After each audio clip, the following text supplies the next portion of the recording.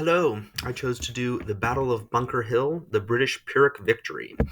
So, the Battle of Bunker Hill pitted 1,200 colonials against 2,400 British, approximately, and there were 450 colonial casualties, including 30 prisoners of war, of which 20 did not survive being prisoners of war. In terms of the British casualties, there was 1,054 casualties, which is important when we talk about how it was a Pyrrhic victory for the British. Although they did drive the colonists off of Breeds and Bunker Hill, they suffered so many casualties that it really kind of discouraged them from later large-scale attacks and assaults. It was the first major pitched battle of the war. Both Lexington and Concord, as well as Ticonderoga, had been much smaller in scale in terms of losses for both sides. Pyrrhic victory, because the British had lost so many, it discouraged future large-scale engagements, particularly an assault on Dorchester Heights, which was important, which we'll talk about right now. Because they'd lost so many men on the attack on Breeds and Bunker Hill, they decided not to assault Dorchester Heights for fear of losing that many men again, which forced the British to withdraw from Boston. And in their haste to withdraw, they actually left more cannons in Boston than had been captured at Fort Ticonderoga, forced the British to reevaluate the colonial militia, whom they'd had a very little respect for previously. In terms of remembering Bunker Hill, it's very well remembered. The monument was constructed 50 years after the battle, and it was actually 50 years to the day after the battle began that the cornerstone was laid, and the ceremony was held with Lafayette in attendance and leading the ceremony.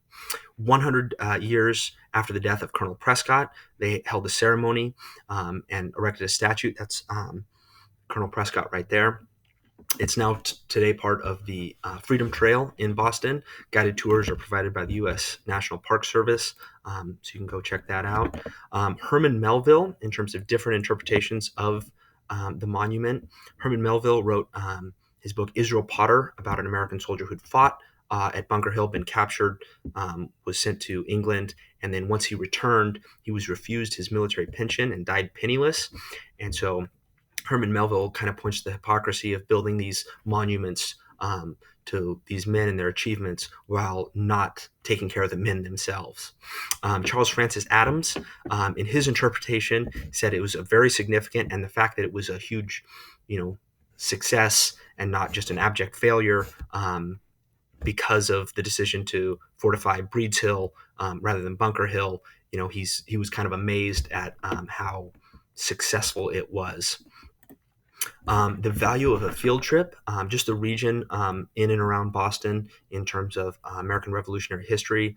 You can take the Freedom Trail, see the Boston Massacre, site of the Boston Massacre, site of the Boston Tea Party, Paul Revere's house, the Old North Church, the USS Constitution, and some of the more interesting things I found out while doing my research was the quote, "Don't fire until you see the whites of their eyes," which I'd always heard attributed to Colonel Prescott. But in my research, some historians believe it was actually General Israel Putnam that had given those orders to Colonel Prescott to, relay to the troops at Breeds Hill. And so I thought that was kind of an interesting. I know my students like, oh, who said this? Who didn't say this?